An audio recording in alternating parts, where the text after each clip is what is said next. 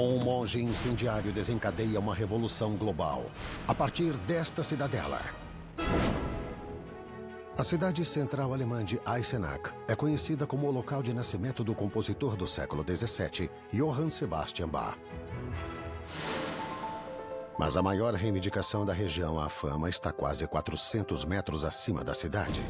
É o castelo de Wartburg. É muito impactante e também muito solitário. Construído para ser uma fortaleza de defesa em 1067, ele domina a paisagem desde então.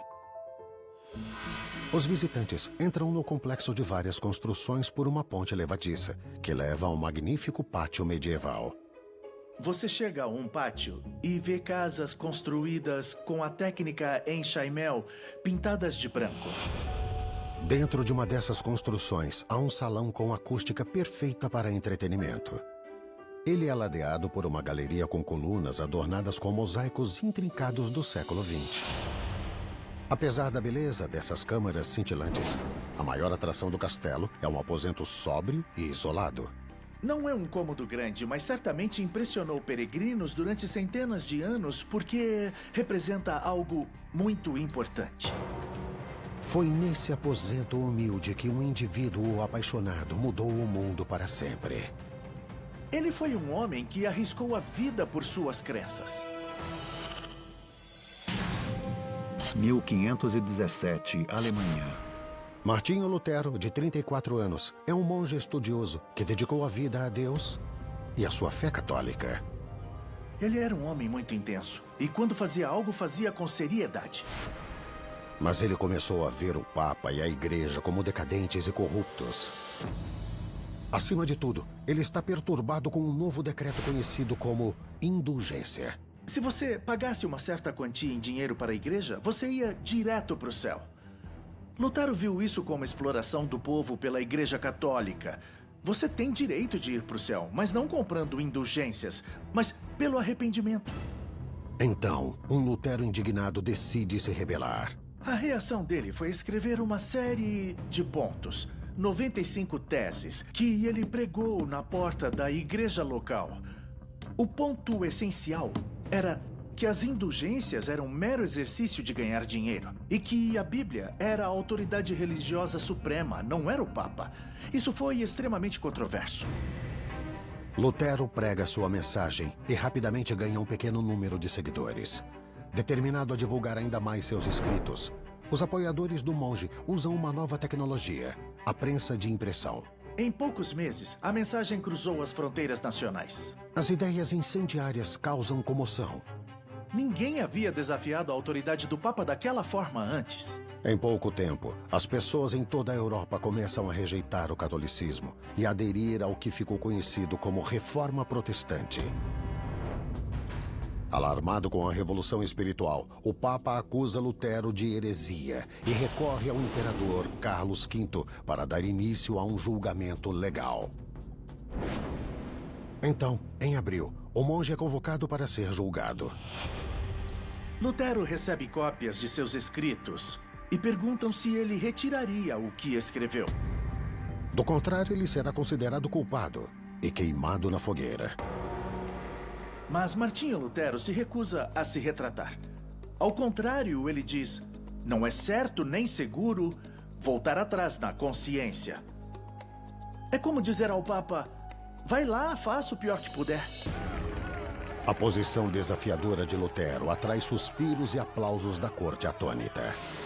As palavras de Martinho Lutero são inflamadas. Algumas pessoas o apoiam veementemente e outras querem vê-lo morto. O juiz manda Lutero para casa sob guarda armada para esperar a decisão fatídica. O comboio segue viagem em direção a Wittenberg, quando de repente, um desastre. Lutero e os guardas que o escoltam são emboscados.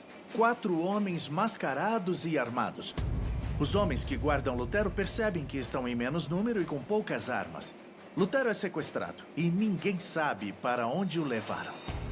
A notícia do desaparecimento do monge revolucionário espalha ondas de choque por toda a Europa, levantando perguntas desesperadas sobre o destino de Lutero. Há os apoiadores que estão arrasados porque seu herói se foi. E há os detratores que simplesmente não sabem o que aconteceu. Onde ele está? É 1521 na Alemanha. Depois de denunciar publicamente a corrupção na Igreja Católica, um monge revolucionário chamado Martinho Lutero foi sequestrado por homens armados. À medida que a notícia de seu desaparecimento se espalha, surge um debate furioso. Herói para muitas pessoas e vilão para outras. Ele foi raptado, mas para onde ele foi? Mas muitos estão convencidos de que sabem quem está por trás do sequestro.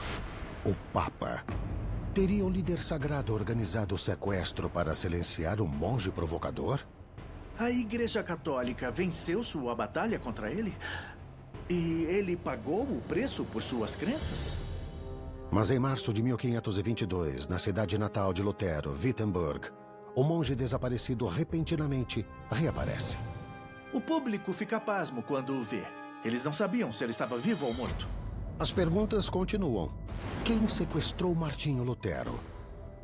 E como ele escapou?